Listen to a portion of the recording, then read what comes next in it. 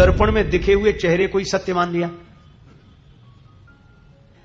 तो वह चेहरा होते हुए भी चेहरा वहां है नहीं।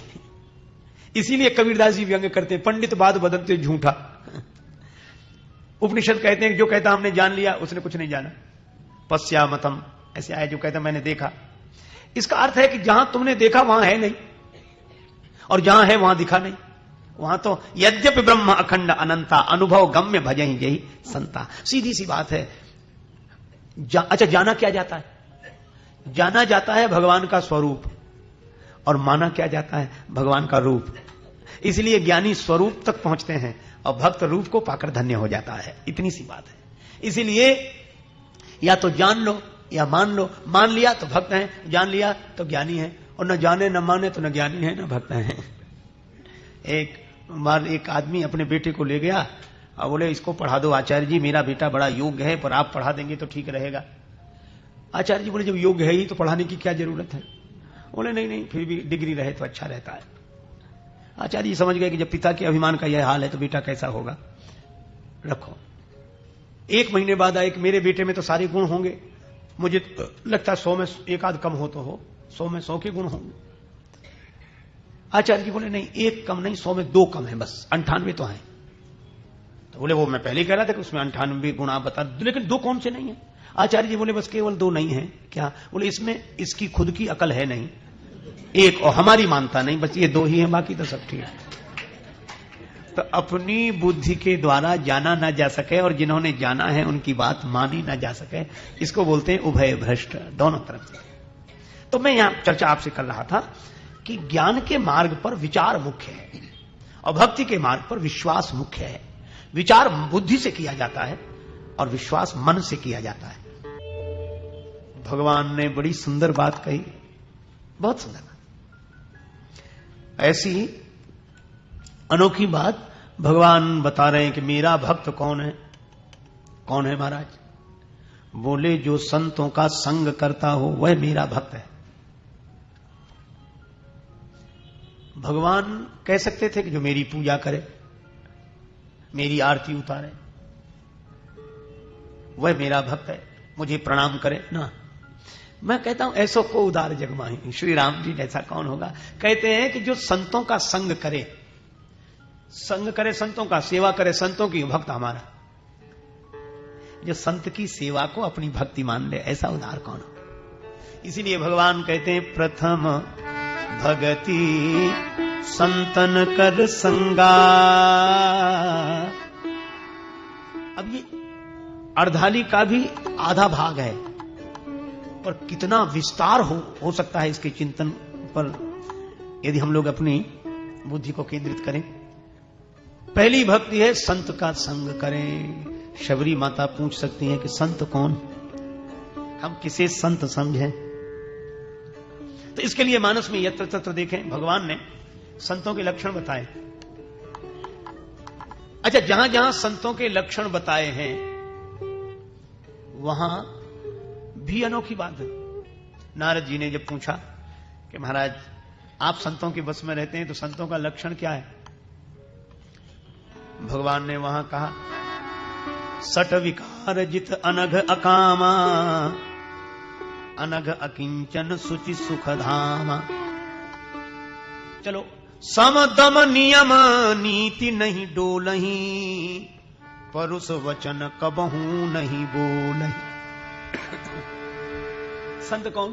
गावही सुनहि सदा मम लीला, हेतु रहित परहित दमशीला। संत कौन? बोले जिसके मन में किसी के प्रति राग द्वेष न हो, जिसकी वाणी कभी कड़वे वचन न बोले, जिसकी वाणी से कभी कड़वा वचन न निकले, परुख वचन कबहू नहीं, जिसका मन कभी सदमार्ग का त्याग न करे, जिसकी इंद्रियां सन्मार्ग का त्याग न करे, सम दम। तो ये संभव कैसे? कहा कि चिंतन ही नहीं करता संसार का, गावही सुनहि सदा मम लीला। भगवान बोले जो मेरे गुणों का गायन करे, मेरे गुणों का श्रवण करे, अकिंचन दीन भाव से रहे, सवई मान प्रद आप अमाने। भगवान ने संत लक्षण 2-3 जगह नारद जी को बताए, भरत जी के सामने भी संतों का लक्षण बताया, और कागभूषण जी ने गरुड़ जी को संतों के लक्षण बताए। इन तीनों प्रसंगों में अगर गंभीरता से हम लोग विचार करें तो यही सब लक्षण बताए। पर उपकार वचन मन काया, संत स्वभाव सहज खगराया। जिसका मन सहज ही दूसरे के भले की सोचे वह संत है। अच्छा, दूसरे का भला करे और बदले में कुछ न चाहे वह संत है। हेतु रहित परहित, दमशीला, इंद्रियों का संयम रखे, अचल अकिंचन सुचि सुखधाम, अकिंचन दीन भाव से रहे। जैसे आपने वह प्रसिद्ध भजन सुना होगा, वैष्णव जन तो तेने कहिए जे पीड़ पराई जान रे। वैष्णव जन तो तेने कहिए जे पीड़ पराई जान रे। वैष्णव जन तो तेने पर दुखे उपकार करे तोए मन अभिमान नाने रे। वैष्णव जन तो तेरे कहिए जे पीड़ पराई जान रे।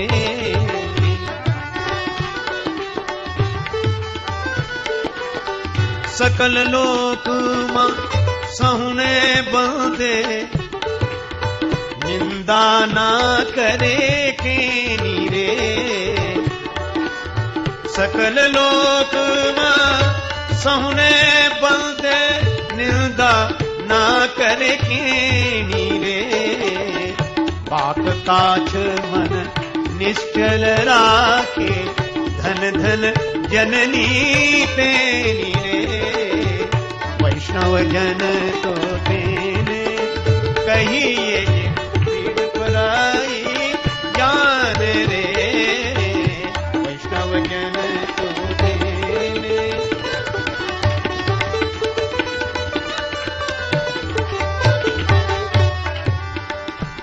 अब इसमें भी वही सब बात, भक्तराज नरसिंह जी की यह दिव्य वाणी, संत लक्षण ही बता, ये पीड़ पराई जाने, पर दुख दुख सुख सुख देखे पर। जो दूसरे के दुख से दुखी हो जाए, दूसरे को सुखी देखकर सुखी हो जाए। और इसलिए मैं आपसे निवेदन करूं कि इन जो लक्षण संत महापुरुषों की बताए, उसमें भगवान ने कहीं यह नहीं कहा कोई कैसे कपड़े पहने। यह नहीं कहा कि लाल कपड़ा पहने तो संत, पीले कपड़ा पहने तो संत, सफेद पहन ले तो और बड़ा संत, ऐसा तिलक लगाए तो संत और ऐसा तिलक लगाए तो संत, कहीं नहीं कहा। निराकार को माने, निराकार को जाने, सगुण साकार को माने सो संत। क्यों? मुझे लगता है कि यह वस्त्र, तिलक, ये बाह्य वेशभूषा, यह बहुत महत्वपूर्ण है, पर यह संतत्व की सूचना नहीं देते। यह तो संप्रदाय की सूचना देते हैं कि हम किस संप्रदाय में दीक्षित हैं और उस संप्रदाय की रीति के अनुसार हम साधना कर रहे हैं। तो यह जो वस्त्र, वेश, तिलक, कंठी आदि, यह संप्रदाय की सूचना देते हैं। यह वस्त्र बताता है कि सन्यासी। तो हमने ये कथाएं सुनी स्वामी राजेश्वरानंद जी महाराज द्वारा। बहुत ही सुंदर तरीके से इन कथाओं का वर्णन उन्होंने किया है। उम्मीद है आपको ये कथाएं बहुत पसंद आई होंगी। अगर आपको ये कथाएं पसंद आई हैं तो चैनल को सब्सक्राइब कीजिए, वीडियो को लाइक और शेयर कीजिए, ताकि इस तरह की प्रेरक और हास्य कथाएं हम आपके लिए लेकर आते रहें। आपका बहुत बहुत धन्यवाद।